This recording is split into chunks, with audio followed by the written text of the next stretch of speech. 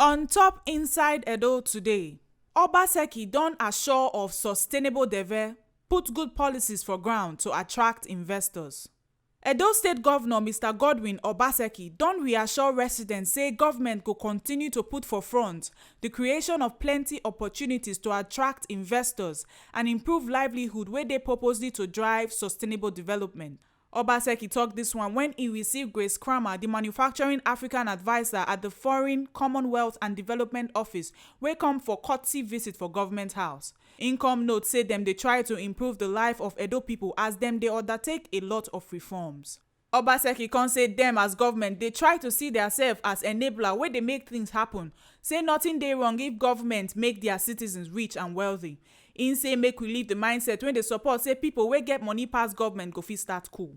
Im come say dem dey invest on technology to train pipo on data analysis and many others, as e be say dem dey think big to encourage investors to build our own port so that make we dominate ICT for the continent. Meanwhile, Country Coordinator Nigeria Manufacturing Africa Yasmi Osaga say dem don identify Edo as top priority for engagement as dem believe say the state get the fundamentals to become the foremost investor location for Nigeria. She come say she dey look into deep partnership with Edo State government.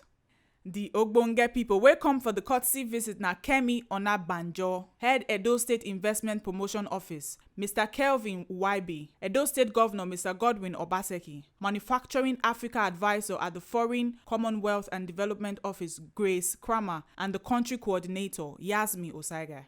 Dis one na the ogbonge informate wey TMC TV carry come give una on top inside Edo today as Obaseki don assure of sustainable Deve, put good policies for ground to attract investors. My name na Chidima Anichukwu.